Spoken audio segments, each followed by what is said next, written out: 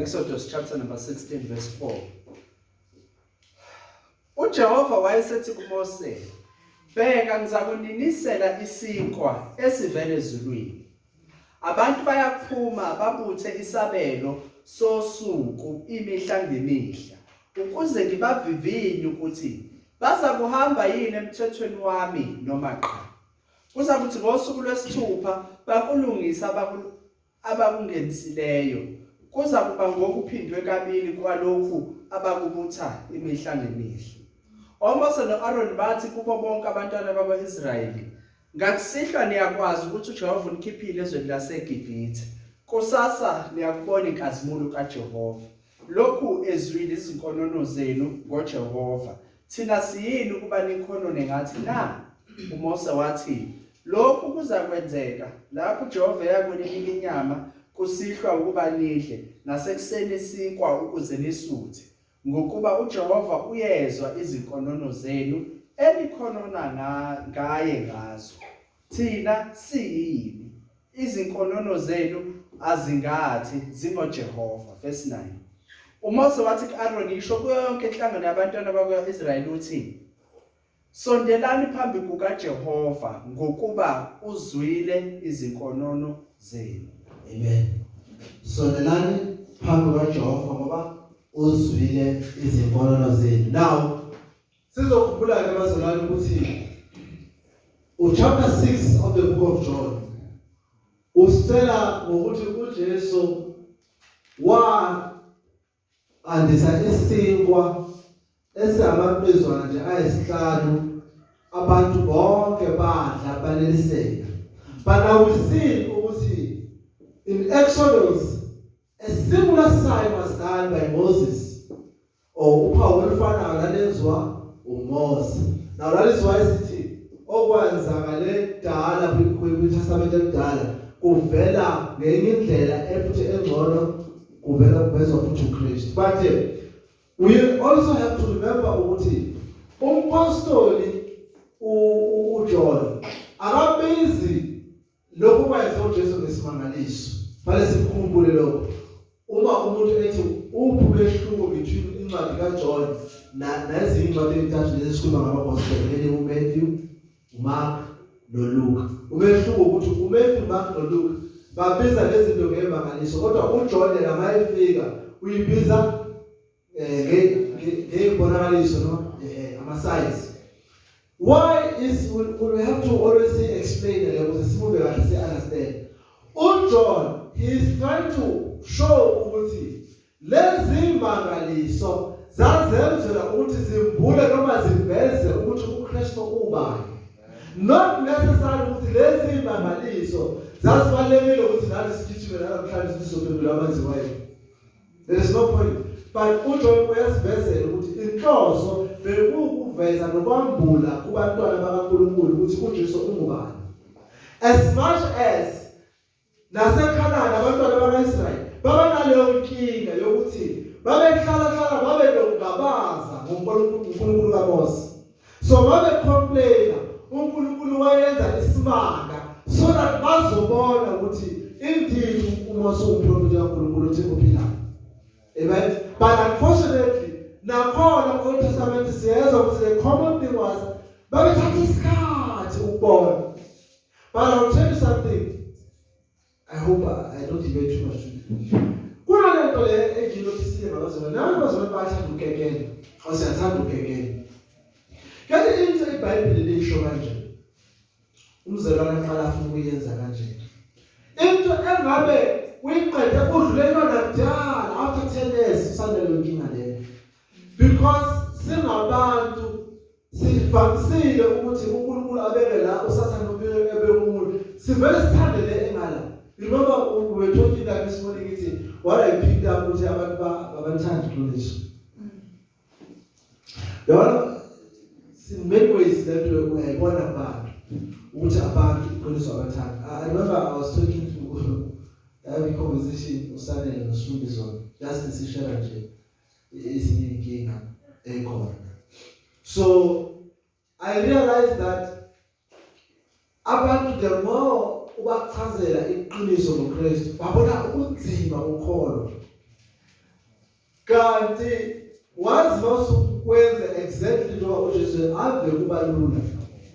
Now kutho abantwana b'Israel babefanele bahambe 11 days eKhanani. Kepha ngoba bebengamlaleli uNkulunkulu benza ngendlela yabo, baenda babehamba 40 years.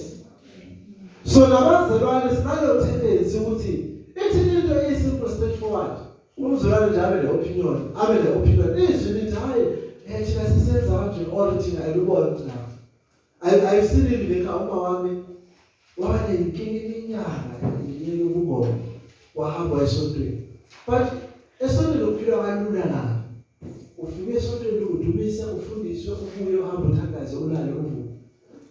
But uma ukani kule complicated uzohlala nje ngelinye ukuthi uyafika athi hayi uthola ubiza abantu ukugula imkhumbuthi la ukuthi athi hayi phela ngibekhumbula ugogo. And then in 2 weeks time out uyafika yaza mina ngisho lutho ukudla. The simple thing ugovernment ukunikeze imali usubhukile hlala phansi udla imali yakho ugogo kulomthathathe le mali le uNkulunkulu amnike yona ayidla enjoy ugogo uyahamba ukhumbula ugogo bakhe ngakho lapha akana mali akasayi futhi kunabogogo bakho utshela mina manje yabona inkinga la khona. The simple thing uNkulunkulu wenze ukuthi uhulumeni anike ogogo imali ogogo bana benzani bayinike ogogo babo and lobo abasekho. But now the Apostle John uzama lana ukusibonisa ukuthi ukukholwa kwethu, amen, ukukholwa kwethu kuncike kuKristu. Our faith is in Christ. Now enye into evelayo futhi ukuthi lana isihloko sethu sithi uJesu Kristu uyisinkwa sokuphila. And lokukholwa okanye nensindiso yethu akuyona imisebenzi yethu kodwa imisebenzi kaKristu. Ngamanye amazwi ukuze ukukholwa kwethu kupheleliswe kumele siyeke yonke lemisebenzi yenyama sincike kuJesu Kristu oyisinkwa sokuphila. Amen. Now imphuzo yokuqala efuna ngibheke ukuthi masibekele ukukholwa kwethu kuye uKristu. Now labazalwane kuthiwa emveni kokuthi ke uJesu Kristu esehlephule isinkwa sana badla basutha bahamba baya endaweni labaphuma khona. The following day kuthiwa babuya and banothisa ukuthi uKristu akasekho bala kade ehleli ngakhona and they assume ukuthi bawubonile umkhumbi hamba nabapostoli abangaphesheya. Then kuthiwa basebengena komunye umkhumbi balandela uJesu. Amen. Yini abayilandelayo bazalwane? Isinkwa. Now uJesu wandise isinkwa ezaziwuhlanu wafika abantu abayi-5,000. But abantu abazibuza ukuthi kusho ukuthini lokho. Bayibonela isinkwa. Now let me tell you something. Awubize abantu esikoleni ngangipart of a team evangelism. Kawunawufundise ubuvolunteer bafuna kuma industrial kuma fence sabe sishumayeza abantu. Bese kuthi ngolesine kule ibandla laphana elalipha abantu ukudla. Bebefika beyiqhwaba abantu but before sibaphakela sasiqala sishumayela uKristu uthoni. Babeqeda lapho badla. Nabantu babehlala phansi kuma-bridge bedla ugabila walabo khona nje bahlala emasababs. Ngicela kubelungu yonke lento. What happened is every time we used to preach to them. But I'm telling you, I don't know yet why uJesu. For years I've observed that. But they didn't. But they just keep on coming for bread. They keep on coming for bread. And I ask myself, laba bantu laba abazibuza ukuthi why sayixaka kangaka kubaphisiko. Well if they know isibakhipha phiki. But they didn't even ask themselves. I noticed ukuthi it really takes a special revelation or uma wengcwele ukuze umuntu akholwe.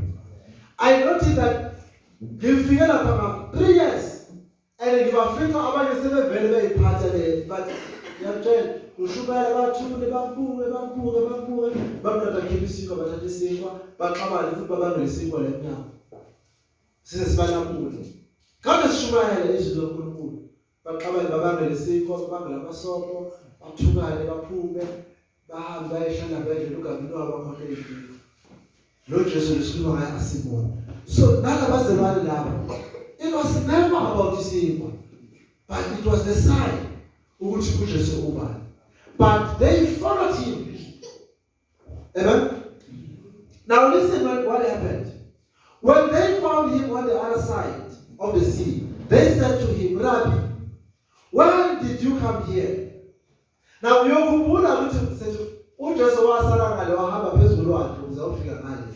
then they noticed, then they asked him, now is open, and Jesus answered them, truly, truly, I say to you, you are seeking me, not because you saw the sign, but because you ate and filled of the loaves. Now, what you know, whenever Jesus says, "I'm going pretend that's the thing I understand." But then I to so Jesus approach again. And then I will not yes. I'm not telling me now. But in the full and the every in a suit. But notice Uti, you do not follow the sign, but you follow the bread. Amen. Now, partner about today we are in churches. Our money is Jesus. Our money is but they still do not follow Jesus. Amen. There are many people about the testimony, but in fact, they reject the true testimony.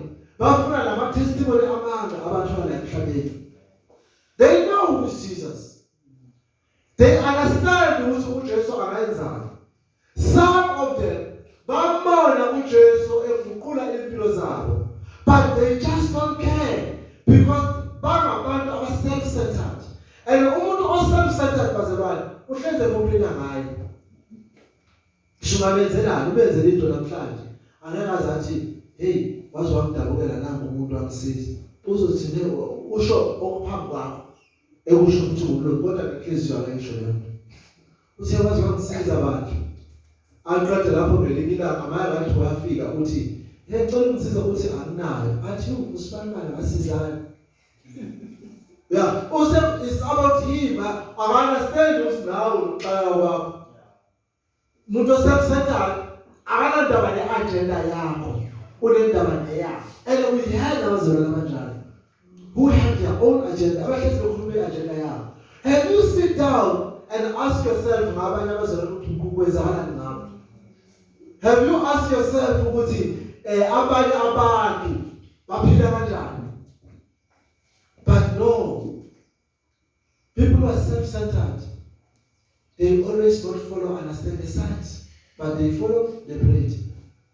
Amen? Amen. Jesus understands such characters. I know. I understand why they need the bread. But you just follow the sign.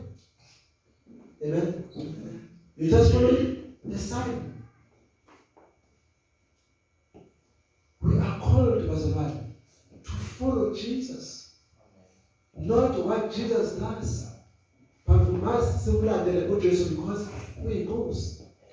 Amen? Amen. I know for the fact that one of us and is a sad story. Abasindiswa ngoba kwakube ubabusibani ebathembisa ukuthi babekhola yawudizo tuzohamba till this day basesontweni basa-expect ukuthi and abakhona. They have never accepted Jesus. Bayibukela ukuthi uJesu uzwenzani. And kuhlukile bazalwane. Amen. I always tell people that one thing that I admire is one of the guys of Barnabas athi ukukholwa ngolwazi but ukukholwa ukuguquka ngaphakathi. As long as uwazi uJesu but ungaguqukile wena, then you are not a believer. Amen. That is why I always say umlayezo wokuqala weBhayibheli gospel owange washunyayela eBhayibhelini before uJesu ukhuluma igospel yakhulunywa uJohn wathi phendukani umbuso. Before asho ezinye izinto wagcizelela indaba yokuphendula. So we must understand. We must leave everything behind and have faith in Jesus. That's uphendula. Uzathi uPaul Paul kubazalwane baseThessalonika uthi ngizwile ngokukholwa kwenu ngendlela engaguquka ngayo nayeka oyithixo zenu nakhonza uNkulunkulu ophilayo. Uthi that's why therefore ngikhuleka njalo ngani ngingaphethi.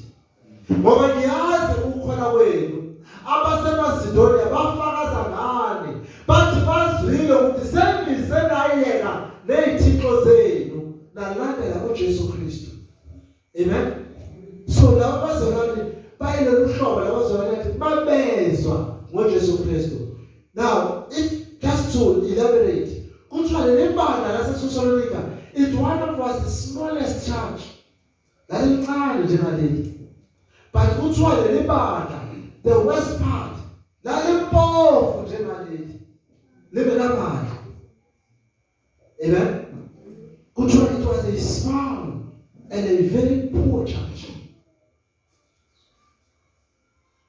But the Apostle Paul, he was very impressed by the band. For yathi mayisondela abantu baseMacedonia in the province yakhona babekhuluma ngaleli bandla elincanyana laseMachobeni. Bethi leli bandla abazalwane bakhona bamile ezweni ibandla laseThessalonika. Kwakufakaza abantu abangakholwa bekhuluma ngokukholwa kwalabantu. Amen. Nowadays abantu abangakholwa jeez izinto abazisho ngathi bekhuluma iqiniso. Amen. You know, bengilalela uKhethelezi during the week. Uthi I know abafundisi abaningi mina abeza kumina baqede lapho bayobaze abantu bayothina abahluza bekho bathi mina beza kumina ngokhihlizo inyanga le kuze bathi kuse story bekuzokucorrecta kuqala zakhehlezi mina ungazi angazi ngizokwenza. But I was disappointed because I know that I show you this. You know, I know why I didn't have a coffee in Kevin Nana was a Onana, yeah, was a Ghana. While we were Pumelo Banamuti, 60% yabafundisi benzile isibala eSouth Africa bahamba ngeke Ghana.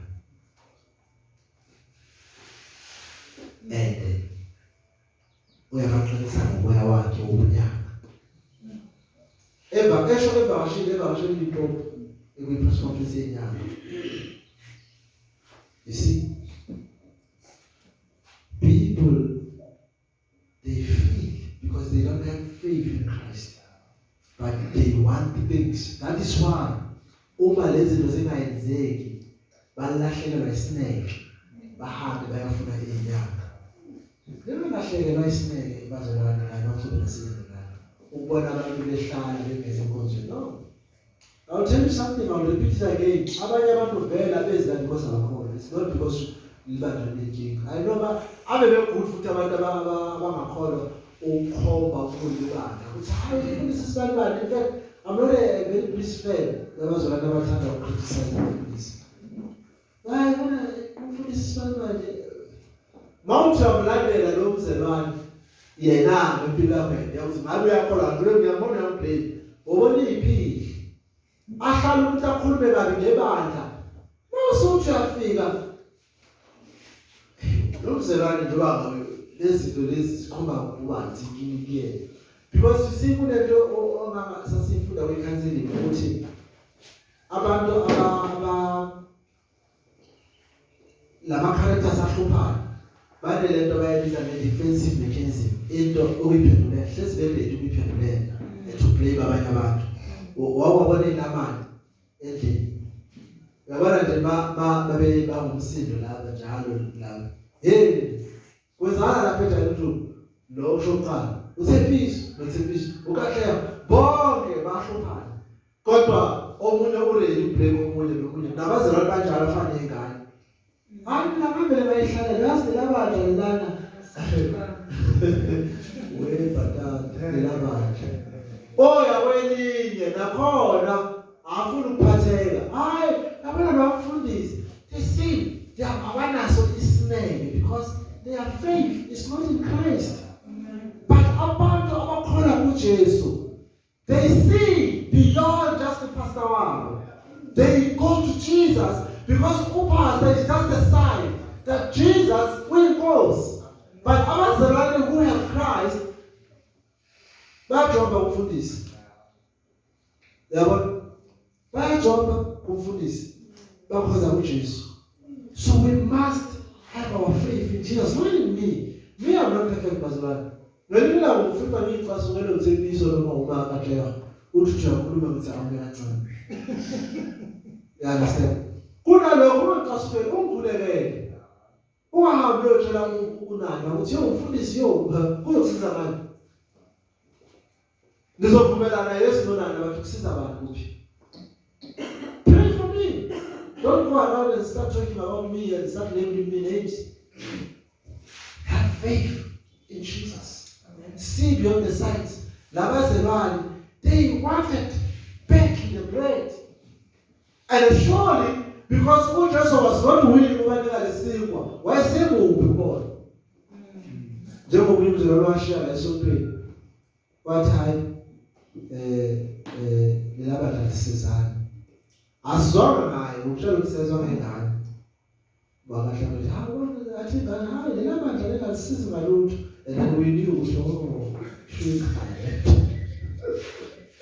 you see, just because Saki said that day is okay, about they wanted to live where you're lying. God thina sasiveza umusa kaKristu nothando kaKristu. But abantu abakwazama ukubona umusa beyond laba futhi. In fact, we were from chapter 5 about. You see, that's where you see the problem. Amen. I've had a brother who will say, hey, my brother, I'm a full pastor. I said, no, I know. You see, I was watching just another thing. During the week, only usisi uthi angifuni ukhona imali ekhona. Uma ugogo besibona ugogo wengane ulwa noma wengane uthatha ingane ngenkani yena ufuna ukuthi ubhalise imali ekhona eholo yena. Umama yena uthi gogo mina ngiya-afford mama ngiya-afford mina nami kule sikole lesibizayo yonke into. Why would you uthatha imali ekhona abantu besola awuzona ngiwesile today. That is why we suffer. We are selfish. We suffer like everyone. You know, Pastor Blabla telling you into like my advice and friend of people next thing. What kapela mfundisi ukuthatha ngale mali abantu abangakhola. Isiqalekise lapha. Sometimes you know what we say any donor afike 1 million balini bangabelungu ithi funa ukudonate. Uthi wani kayisethi wait a minute uthi naye officer na print. Uthi umoya wathi no don't accept it. Uthi ngabuya ngathi no my brother at the moment we are covered. But God bless you. Uthi le ndoda yahamba. Uthi le ndoda kwathi ngelinye ilanga yathumela le million anonymously kwi-account ebandla. Uthi then I prayed uNkulunkulu wathi no yini yandoda. Uthi wasethi no le ndoda indidi yakhona. Sometimes ungahambi uthatha mamzela. Amen. Numbers only yafunda ukuthi mangihluphekile ihambe liyocela abanye abazalwane. Uhambe uyocela kulezi inyanga bazohamba khuluma ngabathe lo ubona leshumela uyanaba lo mfundiswa lapho uyazocela la kuthini. You see? So we learn those things bazalwane ukuthi our faith must be in Christ. Ngcono uyocela umshini kunokuthi ngihambe liyocela lapha kusibambani laba ngakhona. Uyocela ukusisibongi. Yeah, that's what we must learn. Sibambisane sicele in each other. Siyabazalwane. Now at least get on the moment mazi ukuthi uyakhola kwelinye ibandla. So that sizoveza ukuthi sikholela kuKristu. The only reason why ngiyakubonga my fellow sister in Christ. Amen. Now, seek. You seek me because you're looking for bread. But the second thing, another point uthi ningafuni ukudla lokho okubolayo, but ifuna ukudla okungaboli. Amen. Labazelwane babenikezwa isign of a great thing ukuthi lokho inkosi ezomsindisa, but bona bajaha ukudla. Ngicela novoice abantwana bejwayele ukuthi ukudla kuyigcwalisa umzimba. Bakholelwa ukuthi mawucishe umuntu abancishe umuntu lento lezo ngicisa amazinyo ndiyabe nenkinga yowasha. That's how they try to play down lento yoba ukuncishana. No, mawuncishana ukudla ungacisha umuntu indlu ayokudla. Amen. Jesus answered them, truly I say, you are seeking me not because you saw the sign, but because you ate your fill of loaves. Do not work for the food that perishes, but for the food that endures to eternal life, which the Son of Man will give you. Amen. For on him God the Father has sent a seal. Amen. Hey, you know, I can come out as well, but never. Gunana.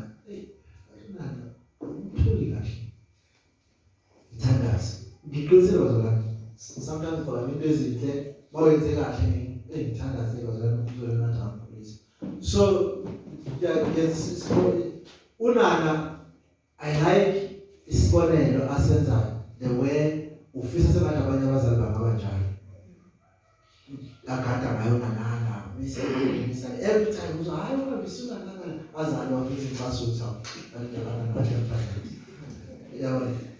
But you see, uhambisa unanana uyamsupport all the way. But there is another concern ngona. Kaze unana ukahlale nonanana avule iBhayibheli. Then they discuss the Bible as mother and child. I'm not sure. You see, that's another thing. Helping one another to gain a future in terms of physical zenyam, it's another thing. But to say that one another spiritual, it must be part of the family thing. And you know, you were here also. Namla said the very same thing. What's it? Pastor Zek was in the Mama Saturday old Jelamai, who good news every Sunday, like about 6 years. Old Pastor Zek would he only as you form. Each and every 4, 6, 7 days of the week, we are playing about him. This says as was uzobehlala nosibandana ngosuku oluthize uzobehlala nosibandana ingane zakhe siyazi ukuthi ntambama usuku la ukuhlala nobaba, and then they discuss the Bible. Ambuza ukuthi ubona kanjani. You understand? And I was listening, so it's like hey, and then I was like yeah, they have to know ngiyayenza ngisebenza but not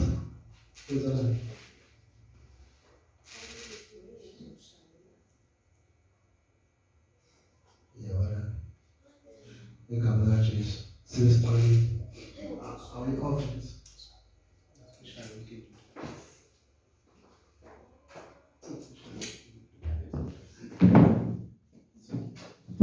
yeah. So as always I realize ukuthi no, angiyenzi enough lento yokuhlala nabantwana sesixoxa nje ngeBhayibheli. Take them through the Bible. Have them asking you questions. So understand umntwana wakho understand kanjani ohamba. And umfundisi uNzuza used to say, if ungabafundisa abantwana bakho wena, izwe lizobafundisa. And hey, ungebuyithande. Now you have seen abazali abaningi, they spend so much ingane zabo. Not to say I'm perfect, but most of them notice ulandelisisa. Uyabona ukuthi there is no bond relationship between a father and son or mother and daughter. Uyabona kuqhelelwene nje. Yabo. Omama abaningi they are single mothers. Obaba bayidlela imbamba somewhere. Abanandaba nezingane. So lento inomthelelo ngoba that's why ubona manje siyandelwa yingane ezidluka. Yabo. Dala thina sikhula there was that family structure. Even ubaba engekho kwakunomalume. Uhlanga and thina asithe uthi no wahlala amantombazana. Na waqosha ngisho mama wena wasohleli la fumana.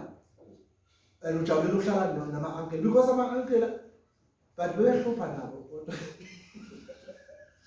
Usho ushaya nemboze engaka insana. Athi ungapheli kodwa uyabona inkinga. Yabona. But there was only that thing ukuthi sasithola ukufundiseka. So we must also not only have faith in Jesus but teach nengane zethu to have faith in Christ. So that singasebenzeli kuphela ukudla bazalwane. But sisebenzele lento kamoya. You know when once you begin uba umfundisi enganeni yakho, then you are serving God. Uqala endlini yakho to be a servant of God. Uma uthatha ingane yakho uya nayo esontweni on Saturday uthi na asambe esontweni siyoclean. You are serving God and you are also serving through ingane yakho yomfundisi esontweni. We always serve God. This is how we serve God. So you must not only focus on the fleshly things. So uJesu uthi qaphelani ukuthi anisebenzeli kuphela izinto zalomhlaba ezibhubhayo but nisebenzele okwasezulwini okungaphuphi. Amen. So labazalwane they were chasing after isinkwa, meaning lesana selezidlila sekuphelile ngaso. Now they follow Jesus. Now Jesus is realizing that they will keep on running forth and back. But kunokuthi mabahlale kimi, bakholwe kimi, then they will see ukuthi isinkwa ngeke sifele endlini zabo. But abazalwane they don't understand the sign. When Jesus answers isinkwa sande, wayezama ukuthi kubona, I can offer you everything oyidingayo. Hlala kimi, but abazalwane please stay. Amen. Amen. We must be careful. Sibanda ukuthi singasebenzeli izinto kuphela ezibhubhayo.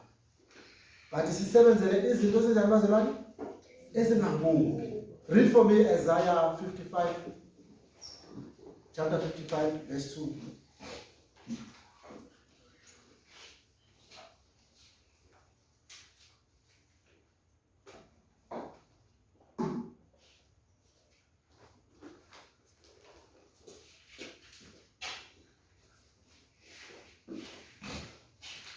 Verse number 2. Nichithelani imali kukho okungesiso isinkwa nenzuzo yenu kukho okunganelisiyo na. Ngilaleleni nokungilalela nidle okuhle umphefumulo wenu ujabule ngamanoni. You see, people bawaste imali ngezinto eziphelayo. Amen. Bawaste nesikhathi ngezinto ezingandawo. But uIsaiah uthi, why nichitha isikhathi senu ngezinto eziphelayo? Amen. Uthi laleleni kahle. Investani ezintweni zikamoya. Ezintweni ezingaphelile. Uthi kwenye kwesinye isikhathi lapha kumethi uJesu uthi bekani incebo yenu la kungeke kwangena khona isela. Amen. Bekani incebo yenu. You see, let me also cover this one. You observe, they think, we invest, even financially, it's not a waste. They worry about their clothes and first. I must buy this and buy it, and then God. Maybe now go to where the leader would study. But believe me, you will always go to buy another shoes. Because this is a book.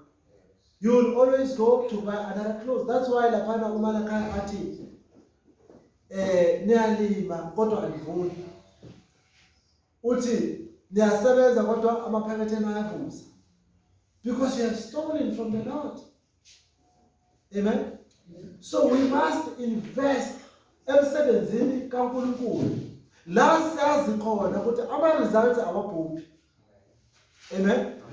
You see, we mustn't be this kind of abazalwane. You must learn. You know what? It is a rule. I'll do something for God. It must be a rule. Ask yourself every day.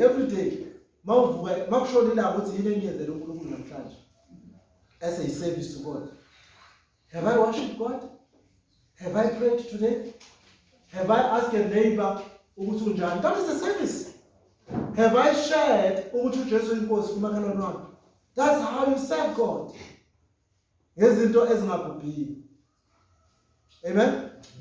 So, have faith in Christ.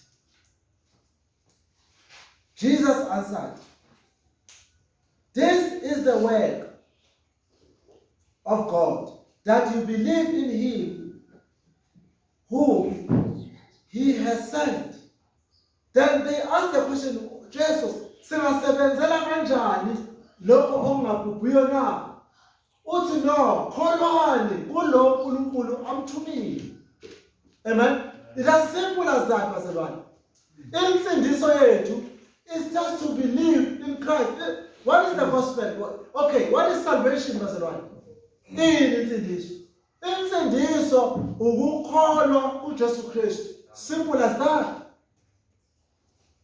Mzalwane uthi usindisiwe? Yebo, usindisiwe. Kwindaba uthi usindisiwe. Ngiyakholwa kuJesu njengenkosi nomsindisi. Phelile. Yini ivangeli? Indaba ezimnandi zithini? uJesu wehla wangifela ukuze ngingabhubhi ngibe nokuphila ephakathi. Manje kusho ukuthini lokho? Kusho ukuthi lokho ke ngoba mina ngimmukelile uJesu njengenkosi nomsindisi, ngisindisiwe. Iyona insindiso bazalwane. Awudingi uzuchaze i-40 page. Uzubhalela umuntu, hayi, nabana bangikhuluma ngensindiso, angisajoli, angisaphuzi. No, lezo zinto zisakamuva. Zizalwa umoya oyingcwele ongene ngesikhathi ukholwa kuJesu Kristu. Believe me, if ungakholwa kuJesu Kristu, ngeke uzokwazi ukuziyeka lezo zinto. Uyayikhohlisa. Kanti abanye bazalwane kuthiwa, mzalwane, awuzingane esontweni, awukholi ngani? Hayi, mfethu awuna mina nendaba okukholwa. Ngisafuna ukulungisa into zami kahle. You will never do it. You will never do it. Athi hayi, bebake ngizile esontweni, kwasiwe ngashona ekhaya, ngahambe ngayibafama ngancwaba, ngathi ngithi ngiyabuya, manje ngaboleka imali kumashonisa, ngayofuna itoho. Ukuthenga zonke izinto lezi. No. Just believe. Kholwa ukuthi uJesu uyinkosi nomsindisi. Uzosuqedile umsebenzi wakhe. The rest is a bonus. Amen. Do you believe in Jesus? Really? You see, brother, the true conviction or insindiso yangempela awuyiboni, awuyizwa ngamazwi. Ngamazwi wonke umuntu uthi uyamsindisile. But you will see by the fruits. That's why the Apostle Paul said, therefore the fruits of the Spirit is love, patience, steadfastness, ukubekezela, uthando. Amen. If it doesn't, you must not force them. You must pray. Lezo must come. Jesus, please, mfundise ukuthi ngibe nothando. Jesu, mfundise ukuthi ngibe nesineke. Jesu, mfundise ukuthi noma yini enziwa esontweni ngibe wokuqala. Don't be number 2. Angithi abazalwane bavamisile ukuthi yaba bayathanda le nto esothi, thina siyona imsila, siyinhloko. Kodwa besho mebefuna imali, abantu basebefuna imali, basho njalo abafundisi. Base bebe motivator. Hayi imoto soba naso, ithina soba la emhlabeni ngoba singabaze kulese ezulu. Yonke into iza kuthina kuqala ngoba thina iBhayibheli lithi siyinhloko asiyona imsila. Kodwa mawuthi ubheka imisebenzi ithi bayimsila. Amen. And then the Apostle James says, ukukholwa okungenamsebenzi kunjani bazalwane? Ufile. But you can never have imisebenzi if you have not have faith kuJesu. Amen. Angeke ube nemisebenzi uma ungakholwanga uJesu. Believe in Jesus Christ. The second is because Jesus, he is the true bread. Uyisinkwa sangempela. Amen. uJesu uyisinkwa sangempela. For the bread of God is he who came down from heaven and give life to the world. But I know ukuthi nize mina ngoba nadla isinkwa. Anizile mina ngoba niya understand ukuthi ngisho ukuthini ngesinkwa. But ngaleso sinkwa ngangifuna ukunivezela ukuthi mina ngisinkwa sokuphila. Amen. Amen. Yabonga nje. Bamnyama kakhulu. You see, mina ngisinkwa sokuphila. So, what does this mean, bazalwane, ukuthi uJesu uyisinkwa seqiniso? Is it because uJesu uyilesi sinkwa esingapheli?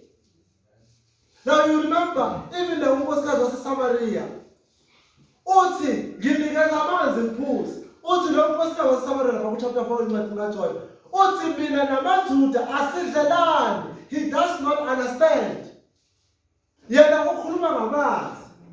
uJesu uthi uma uyazi ukuthi ubani lo mcisha amanzi, uma ungaphuza lamanzi mina engizokunika wona awusoze waphinde woma. Amen.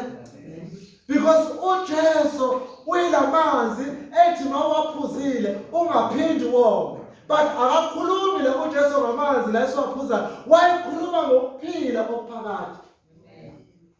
Namanje uma ethi uyisinkwa sokuphila, ukukhuluma ngokuphila okuphakathi. Now we know the book of John throughout it characterized ukuthi I have eternal life. Me and my Father, we give eternal life. Now what is the most of, I always say this person, every offer, uJesu as-offer yona, it's eternal life. Zonke lezi izinto esizixoxa ngazo, they are not so important, but the most important thing is life. That is why I think, what is a point ukuthi uzuze wonke umhlaba ulahleke lokuphila kwakho, but mina uJesu ngithi luza konke but ube nokuphila. You know, I once a movie, movie yabagidza. Lo omunye ukoleta iboss imiliyoni, 120 million eboss. Manje iboss ifuna imiliyoni. Now lo isebenzi kaboss sithi, hey boss ngimenze njani? Vele ngimshaya ekhanda kuphela. Yazi iboss ithi ithi umuntu ofila akwazi ukukhokha isikweletu.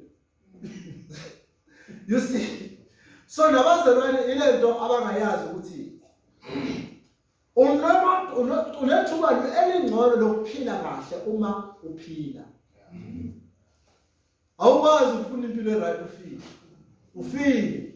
Then Jesus is telling them to say, don't follow izinto eziphilayo, but follow izinto ezinokuphila okuphakathi. Amen. Because if you don't get those things, you're as good as dead. So what's the point to keep on running around? So we must have faith in Jesus, because uJesu uyisinkwa seqiniso. Esiphuma ezulwini, awufundele isifundo chapter 3:13 kuJohn. Isinkwa esiphuma phakathi ezulwini. Akakho owenyukele ezulwini, kuphela yena owehla ezulwini, indodana yomuntu. Amen. Ngiyaqhubeka. Njengokuba uMose waphakamisa inyoka ehlane, kanjalo indodana yomuntu imele ukuphakanyiswa, ukuba yilowo nalowo okholwa yiyo abe nokuphila okuphakathi. Amen. Akekho bazalwane ozonyukela ezulwini engayihlanga ezulwini. And futhi akekho ozwehla uma engayihliswanga uNkulunkulu bakhe. Meaning Jesus is trying to tell us that mina I'm the true bread because ngiphuma kubani? Kubaba. But what is the difference between isinkwa lesi uMose owasinika abazalwane ehlala nalesi uJesu asithembisayo. Lesi singaMose ngiyakhumbula ukuthi okuthiwa uma mabesithole ekseni basidle ntambama basikhiphe because kusasa siyovuka sibonile. You see ukuthi kwakuyisayini leyo. Leyo sayini yayenzelwe ukuthi mhla kufika isikwa sangempela bakwazi ukwenza umehluko. But bathi sikhombiseke isayini because uMose wasikhombisa isayini ukuthi uphuma kuNkulunkulu ngokuthi asinike isikwa. Uthi uJesu hayi lesikwe nasinikwa uMose, it was not the true one because leso sasibhubha. Nantsheliwe futhi ukuthi masingalala kusasa siyovuka sibonile. But mina nginika isinkwa esingasoze sabhubha because lesi sinkwa isinkwa sangempela esiphuma kuBaba. Amen. So abazalwane, you must have ukukholwa kwakho kuJesu Kristu because uJesu uphuma kuBaba ezulwini. Akafani nezinto lezi eziwenze ngezandla zabantu. We have seen amaflat enziwe. Sakhe izinto sasebenza kanzima, basebenza abazalwane bakhile itezi even lapha esilungwini bakhokha amamiliyoni, but we have seen imvula ifike kanjani. Couple of days nje sisakhala namhlanje sazokhala sikhumbula lesuku. That's the problem because sibambelele ezintweni ezibhubhayo. Now Jesus uNkulunkulu will sometimes show us ukuthi lezi zinto zethu zenze nabazalwane ziyabhubha. But thina sikholela kuyini? Izinto ezingabhubheni. Jesus gives life. uJesu unikela abantu ngokuphila. Jesus said to them, truly, truly, I say to you, it was Moses who gave you the bread from heaven, but the Father gives you the true bread from heaven. For the bread of God is he who came down from heaven and gives life to the world. Amen? They said to him, say, give us the bread always. But we are full. But mfundisi sinikeke lesisinkwa njalo engakuthandi. Wathi yena bayifunda abantu. Hey abantu. Awukwenza umcimbi le. Ubiza abazalwane. Angikhulumi nabantu basesizweni.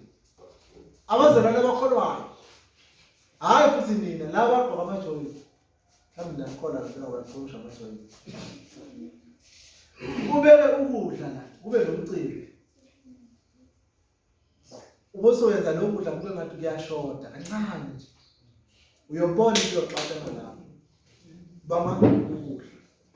Blabantu bathembe uJesu Kristu. But once washoda ukudla, then uyababona ukuthi inhliziyo zabo zibuhlungu. Hey usibanibani unana? Hey umonile. Ubethatha ngisho esikhwameni. Hey boy abazalwane uzibaba bahle babi I've seen every time. Bakunomcimbi wesonto. Most ebasonto uyazi ukukhona abazalwane nje abazocomplaina ngokudla. It's either way bacomplain ukuthi abadlanga kahle or khona begreedy nje bethatha konke. And then you understand abazalwane. Kodwa babesuka emakhaya basuke bethi bayabazalwane bayokhonza inkosi. But mabefika kunokudla bakhodla lapho babeyokhonza le nkosi. Baqabana kuzo baze mama buze umfundisi utheni bakhohliwe but bakhumbula ukuthi unayo ngaphezulu bezosisa. Because why? Inhliziyo zabo ziseyintweni ezibhubhayo. But Jesus is a true bread. Now, lesisinkwa elisinikwe uMose. Yes, sasesiphuma ezulwini kuNkulunkulu. But mina ngilesi sangempela esinikeza ukuphila. Amen. Esinikeza abazalwane ukuphila. Our last point, the bread. Jesus is the bread of life. Read for me Nehemiah 15.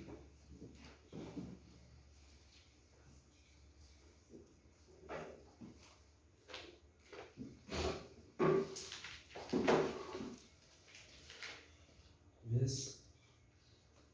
Nehemiah 9, sorry, Nehemiah chapter 9, verse 15. Sorry. Wabanika isikwe sivele ezulwini ngokulamba kwabo. wabakhiphela amanzi edwaleni ngokoma kwabo, wabayala ukuba bangene ukulidla izwe owaphakamisa ngalo isandla sakho ukuba ubanike lona. But you notice the difference. Lesinkwa wabanika ngokulamba kwabo, namanzi ngokoma kwabo. But what's the difference with Jesus? Lesinkwa asihambisani nokulamba kwesisu, but isinkwa sokuphila. Nalamanzi futhi ahambisani nokoma, but amanzi okuphila. Amen. Meaning bazalwane, uJesu uyisinkwa sokuphila. Uma umdlile awusoze walamba. uJesu ungamanzi okuphila. Uma uphuze kuJesu awusoze woma. But yini lesikhuluma ngabo bazalwane? Hayi amanzi lawa adingwa inyama. Hayi isinkwa lesi esidingwa inyama. But sikhuluma la ngomphefumulo wakho, odinga ukuthi ube nokuphila okuphakathi.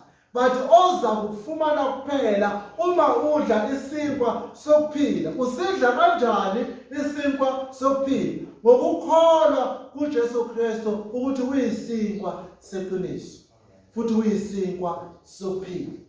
Now uthi wonke umuntu oza kimi uyaphila. Amen.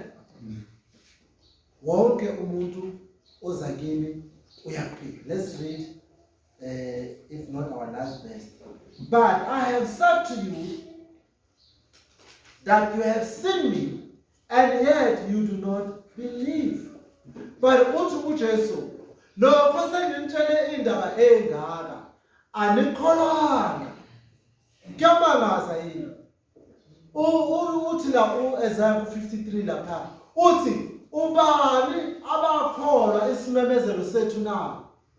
Ubani abamukela umlayezo wethu ukuthi waphuma njengehlumela emhlabathini omileyo? This was a prophecy.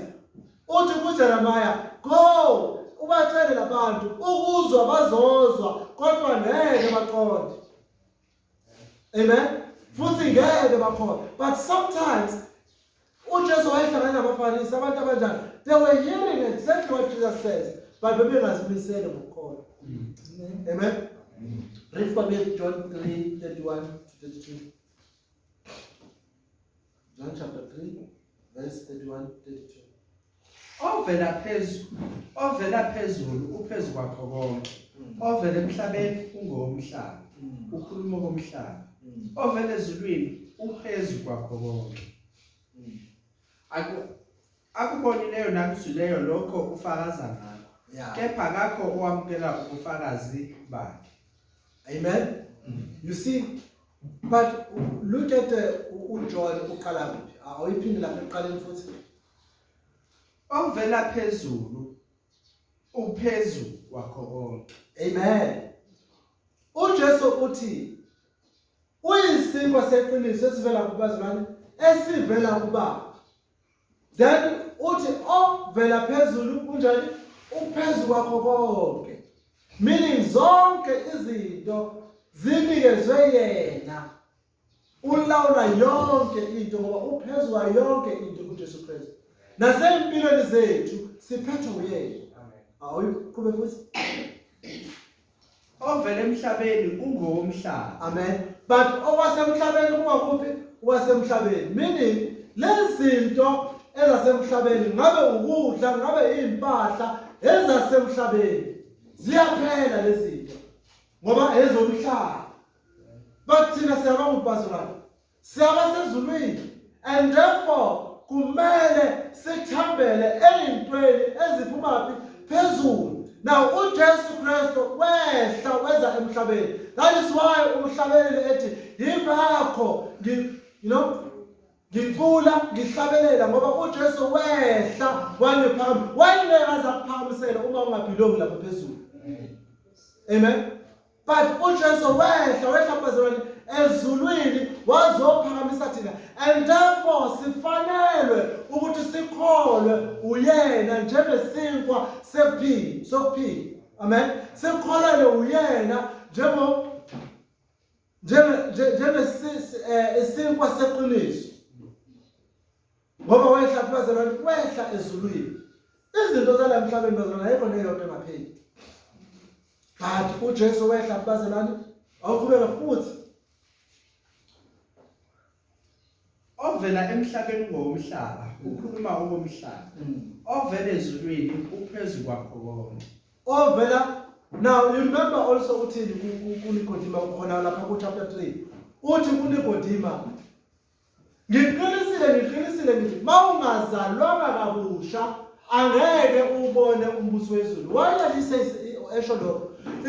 Ube sethi ngokuba amen bazalwane.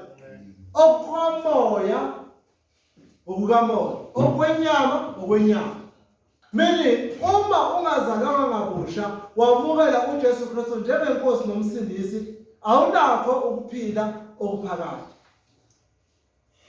So sibizeleke bazalwane ekutheni sibe nokukholwa kuJesu Kristu. Sibizelwe nokuthi simone njengesinkwa seqiniso. Sibizelwe ukuthi uJesu simazise njengesinkwa sokuphila. Sibizelwe futhi ukuthi sifakaze ngaye. Amen. Sibizelwe futhi ukuthi impilo yethu siphile sengathi wasifela. Ngithanda inclosing bazalwane lapha ku Colossians chapter 3. Uthi umpostoli Paul, ngakho ke bazalwane, uma nithi nafa naye, navuka naye, hambani ke ngokobizo lenu. Amen. Uma nithi nafa naye, navuka naye, hambani ngokobizo lenu, ngoba anikwazi ukuthi nithi niyakholwa libe lihamba ngenye indlela. Anikwazi ukuthi nithi niyakholwa beniphila ngenye indlela. Anikwazi futhi nithi niyakholwa benithembele ezintweni ezingeyona uKristu.